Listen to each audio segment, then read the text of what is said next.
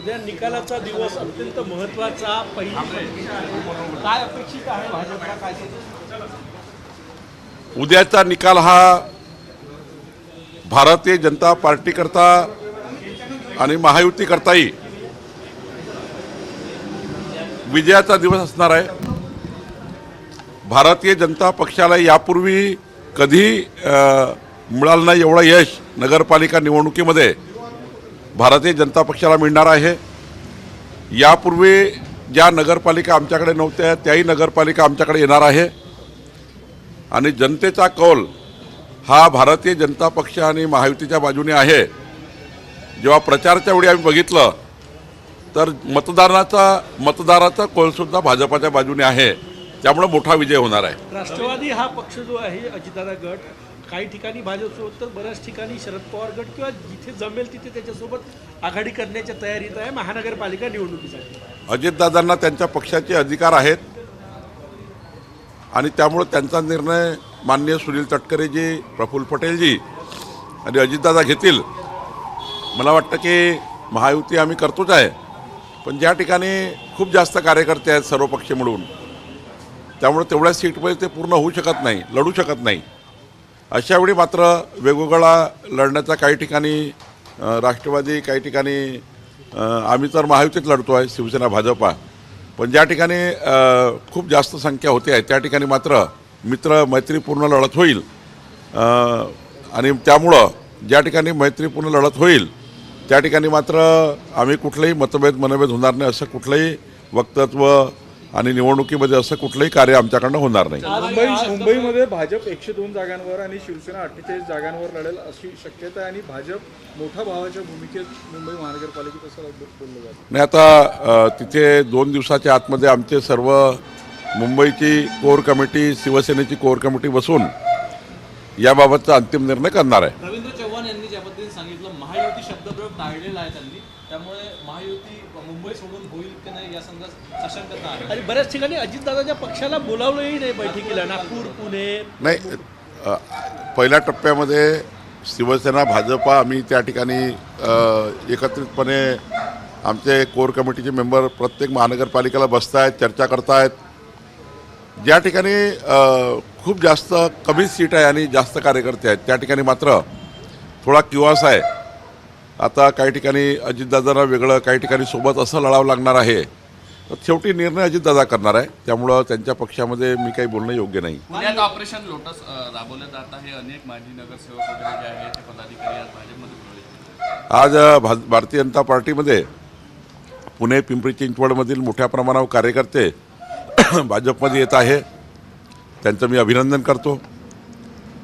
पण हे करताना मला विश्वास आहे की महानगरपालिका पुणे, पिंपरी चिंचवड भारतीय जनता पार्टी आणि महायुतीचाच त्या ठिकाणी महापौर बसेल असा मला विश्वास आहे। चंद्रपूरमध्ये किडनी रॅकेट समोर आलं तर त्यामध्ये आणखी 4 ते 5 जणांची किडनी विकल्या गेल्याचं समोर आलेलं आहे। SIT स्थापन झालेली आहे, किती गंभीर पाहता शेतकऱ्यांना कर्जबाजारी होऊन अशा पद्धतीने? नाही, प्रचंड गंभीर बाब आहे। शेतकऱ्यांच्या जीवाशी खेळण्याचा हा प्रकार आहे। यावर माननीय मुख्यमंत्री देवेंद्र फडणवीसजींनी SIT आणि त्या ठिकाणी गंभीर दखल घेतली आहे, सावकारांना पकडली आहे। जे सावकार कर्जबाजारी सावकारांनी हे षडयंत्र केलं त्यांनाही पकडलं आहे। पुढच्या काळामध्ये अजून कडक कारवाई होईल आणि प्रचंड त्या ठिकाणी मजबूतीने आम्ही या ठिकाणी गुन्हे दाखल करू आणि नंतर मात्र जे जे या गुन्ह्यामागे असतील त्या सर्वांना कुणाला सोडलं जाणार नाही अशा सूचना माननीय मुख्यमंत्र्यांनी दिल्या आहे। सामनामधून मुख्यमंत्री रात्री काल मीटिंग झाली सीएम साहेबांसोबत, त्या संदर्भात काही माहिती सांगू शकाल का? अजित पवार, तटकरे आणि सीएम साहेब अशी रात्री पहाटे सरकार म्हणून काही गोष्टी असतात, काही त्या ठिकाणी महायुती म्हणून गोष्टी असतात, त्यामुळं आता मी त्या बैठकीला नव्हतो, त्यामुळं त्या बैठकीत जे उपस्थित होते त्यांनाच त्याबद्दलची माहिती असेल। सामनामधून मुख्यमंत्री देवेंद्र फडणवीस यांच्या मंत्रिमंडळावर टीका करण्यात आली, एकनाथ शिंदे भ्रष्टाचाराच्या पैशातून राजकारण करत असल्याची टीका केली। सामनामधून आमच्यावर स्तुतीस तुमने उधळतील असं काही त्यांच्याकडनं अपेक्षा थोडी आहे। ते तर विरोधात बोलणार आहे, त्यांचं कामच आहे विरोधी पक्षाचं, त्यामुळं सामना हा काही आता त्यांचं मुखपत्र आहे, ते जे बोलतात ते लिहितात, त्यामुळं राज ठाकरे आजपासून शाखा भेटींवर निघाले। ठीक आहे, त्यांचा तो पक्ष संघटनेचा भाग आहे, त्यांनी तो करायचा आहे, तर त्यांचा तो अधिकार आहे. आज अकोल्यामध्ये उद्धव तुमची उद्धव बैठक आहे. ठाकरेंनी काल म्हटलं की आणखी एका मंत्र्याचा राजीनामा होईल. या सगळ्याकडे ज्या पद्धतीनं उद्धव ठाकरे खरं तर उद्धव ठाकरे केवळ आपल्या विरोधी पक्षाच्या भूमिकेत त्यांना बोलावं लागतं, बोलतात आहे. आज मी अकोला,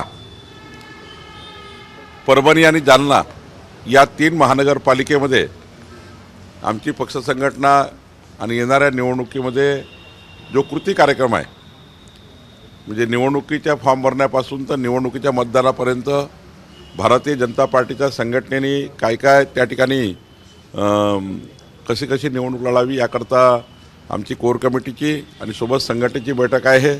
या बैठकीमध्ये आम्ही निवडणूक लढण्याची रचना करणार आहोत.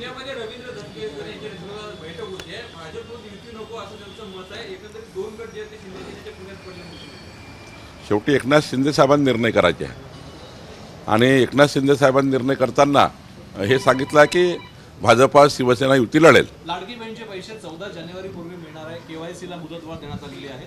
लाडकी बहीण संदर्भामध्ये नियम जे आहे शिथिल करण्यात नाही, देणं आवश्यकच आहे, कारण आम्ही वचन दिलं आहे की जोपर्यंत देवेंद्र फडणवीस सरकार, भाजपाचं सरकार, महायुतीचं सरकार महाराष्ट्रात असेल तोपर्यंत लाडक्या बहिणीची योजना सुरू राहणार आहे आणि या योजनेला आम्ही अधिक मजबूत करणार आहेत. वेगवेगळ्या केंद्राच्या राज्याच्या योजनेला याला जोडणार आहे. त्यामुळं लाडक्या बहिणीची योजना अधिक मजबूत करून या योजनेला प्रचंड त्या ठिकाणी चांगल्या पद्धतीने आम्ही राबवणार आहे. त्यामुळं सरकार नी काही नियम शिथिल केले हैं. जी राम जी बिल पर खड़गे जी ने कहा है कि माँ की कसम यह बिल गरीबों के लिए अच्छा नहीं है. खड़गे जी से क्या अपेक्षा करेंगे? मोदी जी की सरकार जो जो अच्छा करेगी उसके खिलाफ ये लोग रहते हैं, तो उनका बहुत ज़्यादा सीरियस मत लीजिए. तमिलनाडु में एसआईआर के 77 लाख मतदाताओं के नाम हटाए गए. तो एसआईआर इसीलिए है डुप्लीकेट नाम हटाने के लिए, घुसपैठियों के नाम हटाने के लिए, इस देश के जो रहने वाले लोग नहीं उनका नाम हटाने के लिए.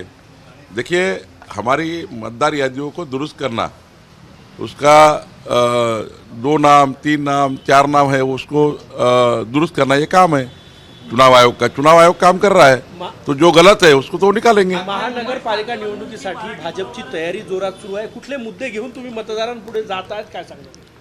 माननीय पंतप्रधान नरेंद्र मोदीचं सरकार, माननीय मुख्यमंत्री देवेंद्र फडणवीसचं सरकार, डबल इंजिन सरकारच महानगराचा विकास करू शकतं आणि महानगराचं डेव्हलपमेंट करण्याकरता जो त्या ठिकाणी 2047 पर्यंत विकसित शहरं करण्याकरता जो डेव्हलपमेंट प्लॅन तयार करायचा आहे, तो डेव्हलपमेंट प्लॅन तयार करण्याची जबाबदारी आता येणाऱ्या नगरपालिकावर असणार आहे, महानगरपालिकावर असणार आहे.